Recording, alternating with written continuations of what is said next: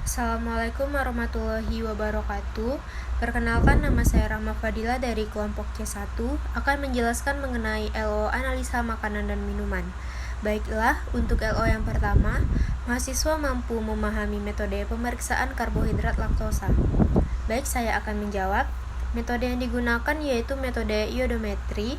Pemeriksaan kadar laktosa dengan metode iodometri atau loop scroll pada dasarnya memiliki prinsip bahwa sampel ditambahkan loop scroll berlebihan. Kelebihan larutan loop scroll dititrasi dengan larutan baku natrium tiosulfat. Kadar dihitung dengan menggunakan daftar laktosa. Laktosa merupakan satu-satunya karbohidrat atau gula yang terdapat pada susu.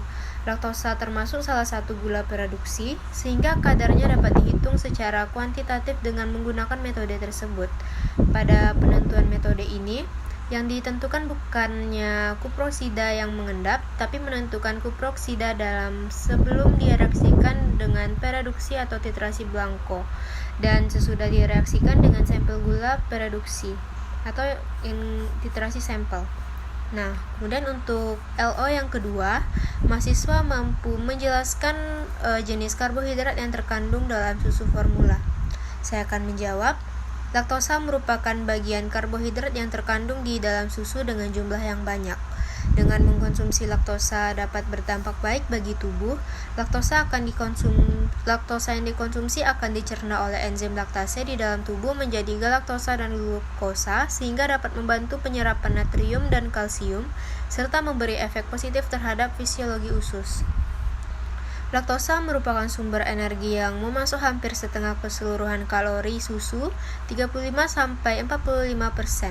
Di samping itu, laktosa juga penting untuk absorpsi kalsium.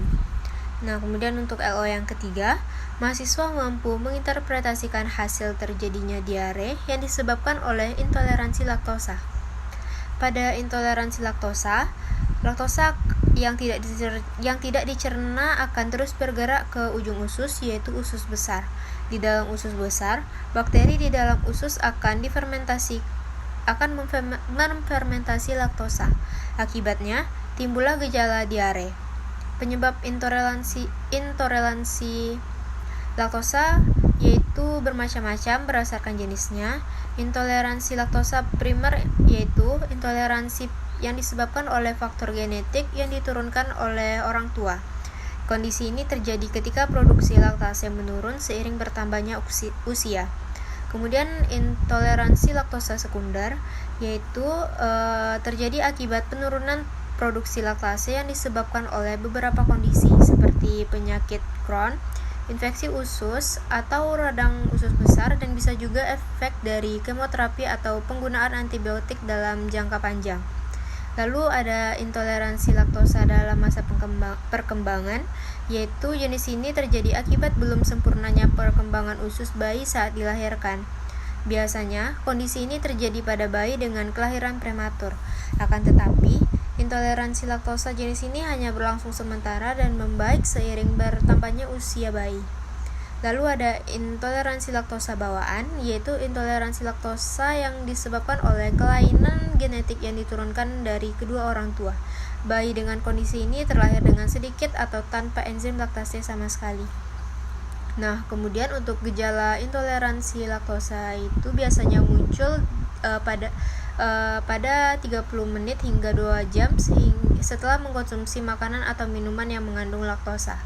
Gejala tersebut berupa sering buang angin, perut kembung, kram perut, mual, diare, dan tiap penderita intoleransi laktosa dapat mengalami gejala yang berbeda-beda, dan tingkat keparahan gejala di atas tergantung pada seberapa banyak laktosa yang dikonsumsi.